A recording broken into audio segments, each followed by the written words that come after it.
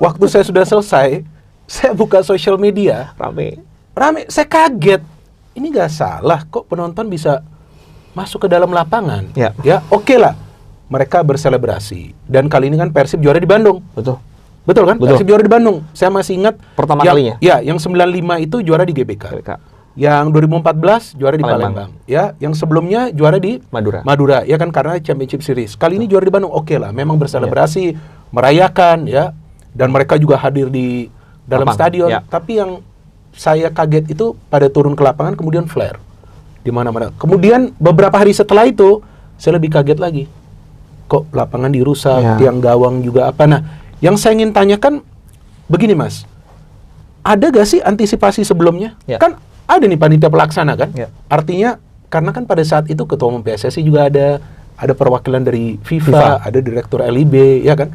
Nah, sebetulnya ada gak sih antisipasi jangan sampai nih penonton masuk kok sampai masuk sebegitu banyak? Ya kalau mungkin setelah penyerahan piala apa itu beda lagi ya. Betul.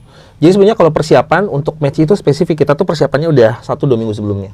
Jadi kita udah memprediksi ini akan luar biasa, euforianya luar biasa besar. Kenapa? Karena yang tadi saya bilang ini spesial banget tahun ini, dan betul yang Bung Midar bilang ini pertama kalinya kita juara di Bandung.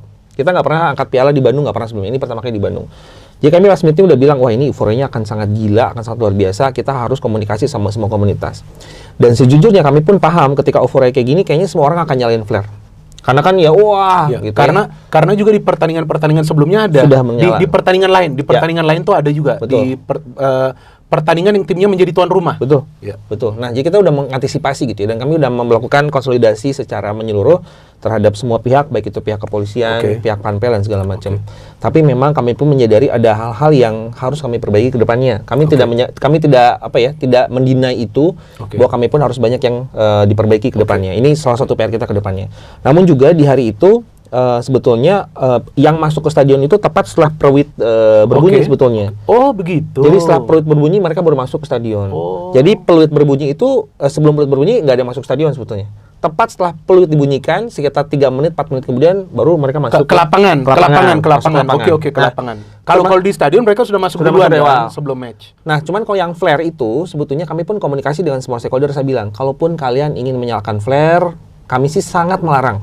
Tidak boleh, karena itu menyalahi aturan ya. Tapi kalaupun misalnya, karena kan gini, terkadang fans ini kan agak punya kultur sendiri ya. Mereka juga punya caranya sendiri segala macam. Saya bilang, saya melarang, kami manajemen melarang, tetapi jikapun kalian tidak bisa dilarang dan sangat harus gitu ya, saya mohon untuk dilakukan setelah peluit dibunyikan.